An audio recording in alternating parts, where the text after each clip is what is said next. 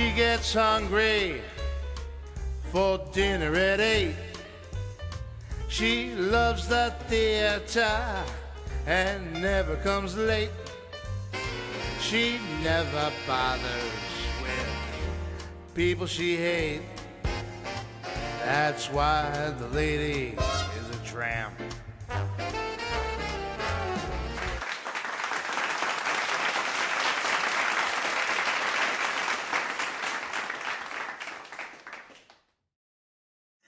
Hello, folks. It's your old friend Double T coming to you live from the Double T Studio Podcast Network. Folks, we are about 30 days out from the most important election, in my opinion, in the history of our country. And we have choices. And we need to make our choices based on not only what's impacting our lives today, but we have to make choices based on how our choices are going to impact our children and our grandchildren, their children, their grandchildren. You know, I have been watching this political bullshit on television every single day. I watch a lot of shows to research to do my show. And I see all the political ads. And God, if you believed every single one of those political ads, we shouldn't elect these people. We should anoint them. But that's not the case. All right? In my view, action speaks louder than words. Okay? From a popularity standpoint, I feel that there's an energy in the air. I think that there's a huge movement towards Donald Trump. Now, they say that this election is tight, it's 50-50. I do not believe that is the case. I think the polls always underestimate the former president. They have since 2016. I wouldn't be surprised if Trump wins Wisconsin, which is Tim Walz's home state. Georgia, that's a big one. Right now, Georgia's in a mess right now with Hurricane Helene. All right, North Carolina's in a mess. Florida's in a mess. There's a lot of things going on right now down in that region that are going to have an impact on this election. So what did we see just based on the hurricane? What did we see yesterday? Well, the president says he's been on the phone for 2 hours. He said he was on the phone. The vice president cut her campaign swing out on the West Coast short because she wanted to go to FEMA. And that is exactly what she did. And she started making phone calls to the governors of the states that were impacted by the hurricane and saying, you know, we're here for you, we'll give you anything you need, you know, we're going to be with you through the end, we're going to help you rebuild, we're going to do this, we're going to do that. Where was Trump? Now, Trump's not even an elected official. But Trump went down there with Reverend Franklin Graham and with his Samaritan I think it's called Samaritan First organization. They brought down tractor trailer loads of food, clothes, medical supplies, gasoline, potable water. They brought down a lot of stuff with them for those states that were impacted, and there's more on the way. And Trump, always a guy thinking outside the box, contacted Elon Musk and talked about getting Starlink activated down in that area because there's a lot of people that have no communications whatsoever. Now, as far as I'm concerned, you got to look at the optics here. Biden's gone. He don't care. Harris is running for president. And right now she should be running for her life. Nowhere to be seen. Except at a phone bank. All right? When disasters like this happen, do you remember the shit that George Bush, the son, took for Hurricane Katrina? Because he didn't want to land and impose on those people. He took it on the chin for that. Okay? It's optics. People want to know you're there. They want to see you. They want to talk to you. They want to shake your hand. They want to know that you support them. They don't want to hear you support them. They want to know you support them. And Trump is acting more like the president of the United States right now than Joe Biden is. It's just amazing. I saw I saw something pretty interesting. Trump went to the Georgia-Alabama game this weekend with who was he with? He was with Kid Rock, Hank Williams Jr., and I'm not sure who else was in that group. But the stadium announcer, they were in a box, in a skybox, and the stadium announcer at one point made an announcement welcoming the 45th president of the United States, Donald Trump. And then they showed the picture of his box on the Jumbotron. And he was there and he was waving to everybody and, doing his thing. And the place exploded. I mean, it was like Georgia just like won the championship. It was amazing, the response that this guy got. So then we flipped the switch because Tim Walz decided he was going to go to the Wisconsin game, and this guy does some weird shit. All right, because like when he goes out on stage, he flails his arms. I don't know why he does this, and he does a leg kick. I've seen that. Have you seen the leg kick? I don't know if it's a mental disorder or if he's got Tourette's or I don't know what his problem is, but he's all over the place in his legs and his arms, and he's he looks.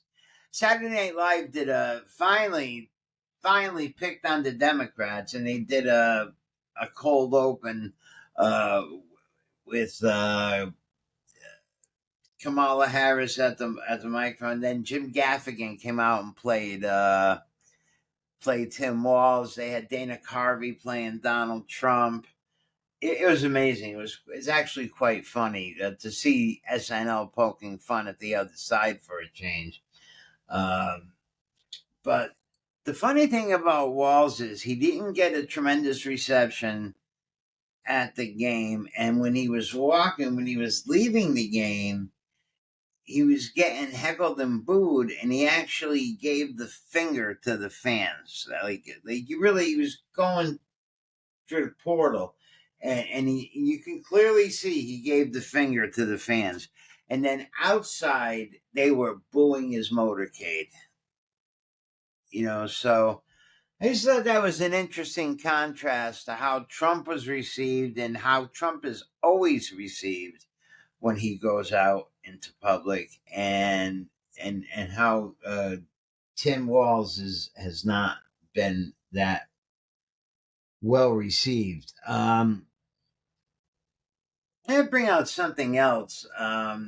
J.D. Vance had a scheduled campaign stop in Pennsylvania this past week, and it was scheduled at a restaurant. And, there's a lot of advance work that goes into these things. And, the people call and they, hey, listen, the vice president's going to come in for lunch, say hello to everybody, buy everybody lunch. It's same thing that Trump does. And just say hello and meet the voters and kind of, do a little one-on-one thing. And everything was approved. Everything was supposed to go according to that plan. And when they got there, the manager came out and said that J.D. Vance was not allowed to come on the premises and they would not serve him.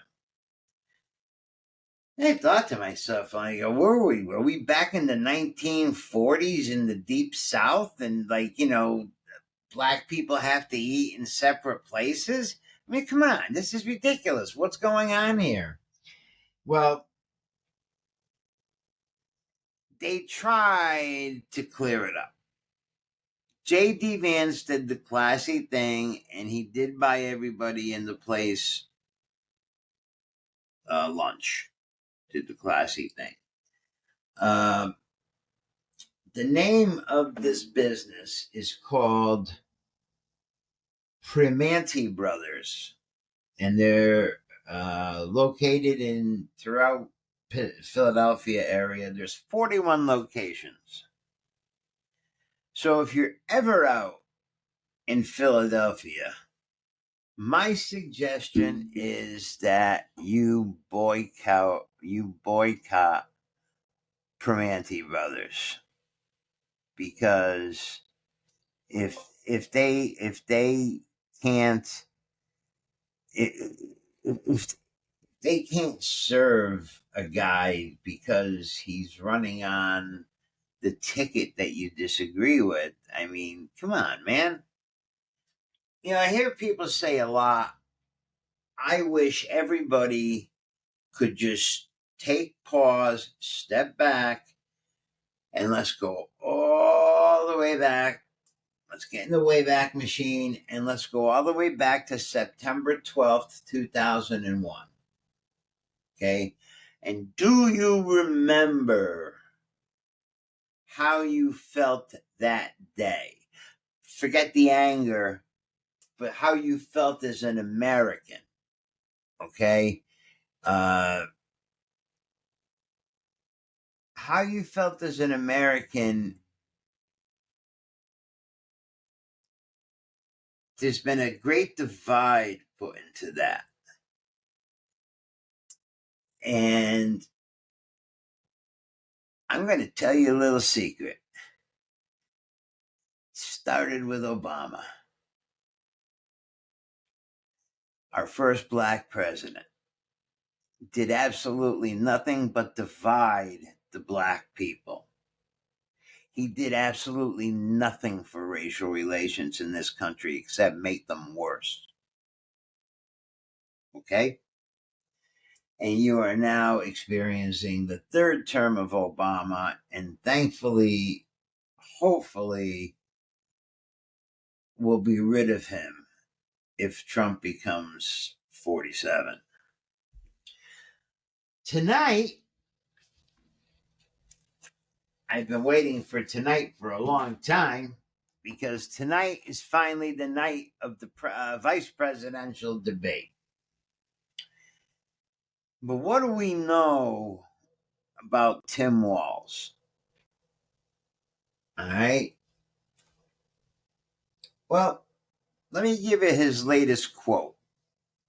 In a Pennsylvania rally this past week, Tim Walz said, and I quote, "We cannot afford another 4 years of this," end quote. He just told you who to vote for. His running mate was in charge of the last 4 years. See, what y'all fail to realize is that Biden has been out in la-la land for the last 3 years.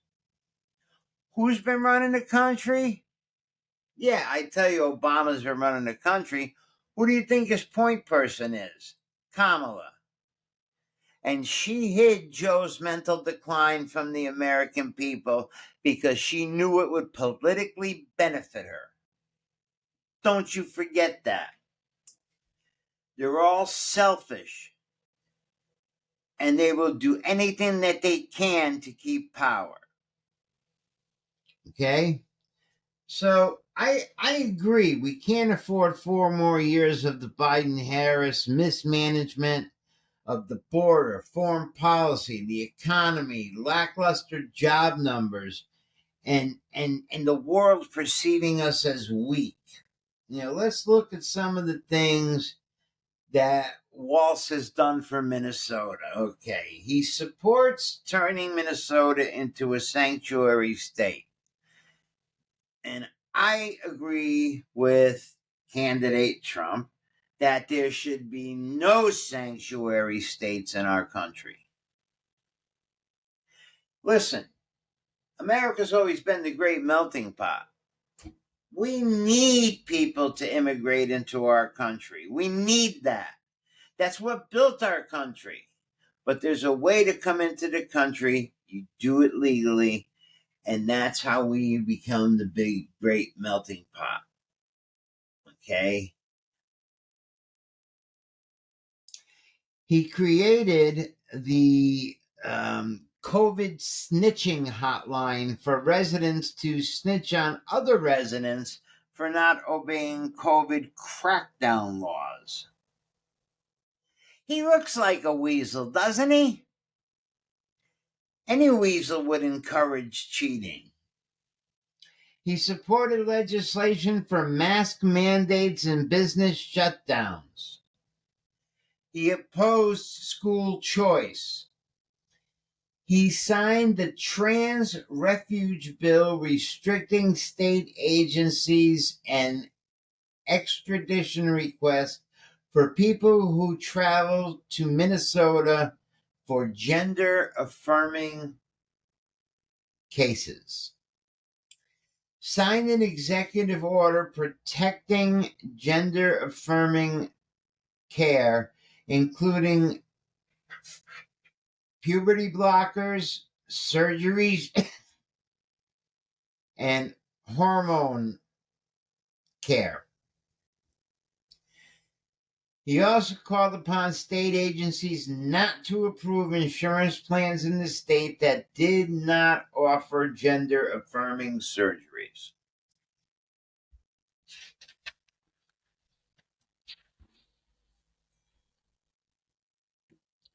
He signed a bill with the intention of raising the number of EVs in Minnesota on the roads from 1% to 20% by 2030. So in 8 years, that's what they're looking at. And we're already at 2000, they're almost done with 2024. The plan also pushed for 100% carbon-free electricity by 2040. And that's a pipe dream. He was scrutinized for his soft response to the riots and the aftermath of the George Floyd death. He faced intense scrutiny over his delay in deploying the National Guard to restore order during the riots, the BLM riots of 2020. His wife's famous quote was, before the turn the page, and when you turn the page, it's bye-bye, Donald Trump. Before that quote, her famous quote was, I used to like to open the windows to smell the burning rubber. Interesting. So, he has a problem of freezing under pressure. Having spent a year in China after college, teaching and reinforcing and returning to China over 30 times, he says he has never been treated so well as he has been when he's been to China.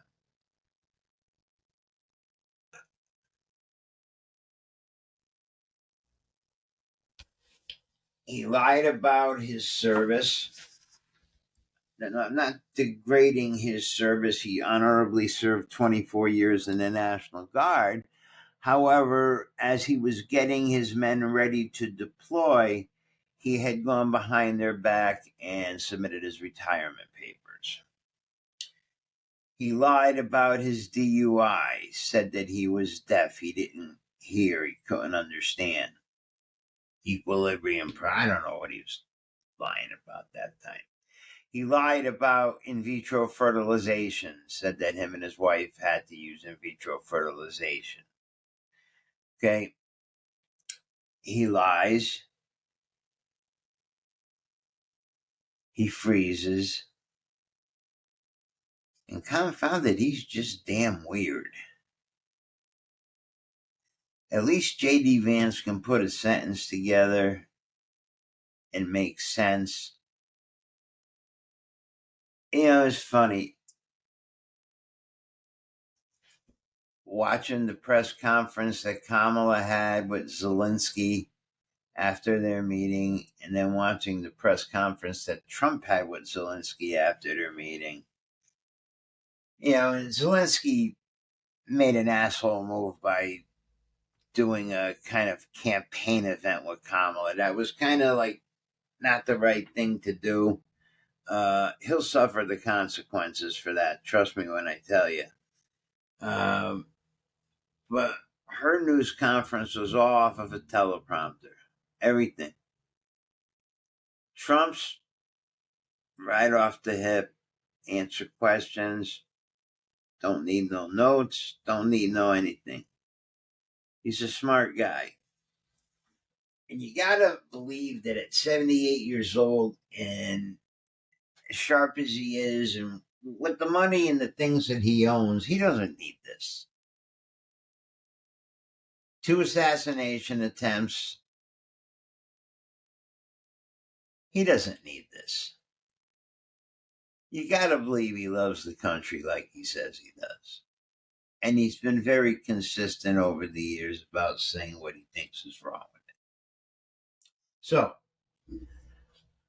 I will say to you, ladies and gentlemen, we will get together hopefully tomorrow or the next day and talk about the vice presidential debate and how that went.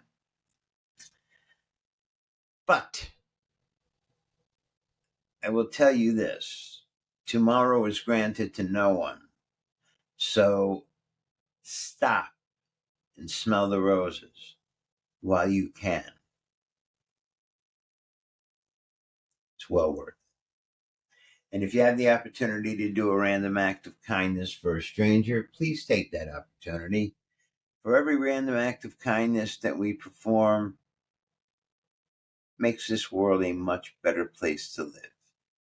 So until we meet again, my friends, this is Double T on the Double T Podcast Network saying, ciao, ciao.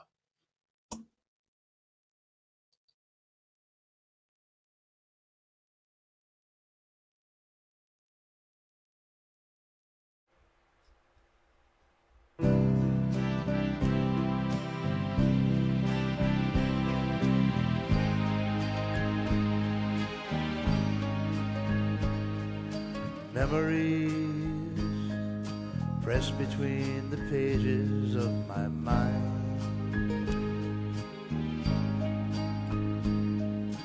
Memories sweeten through the ages just like wine.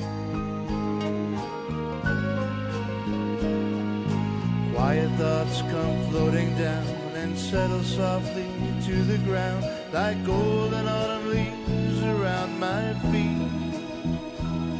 I touch them and they burst apart with sweet memories,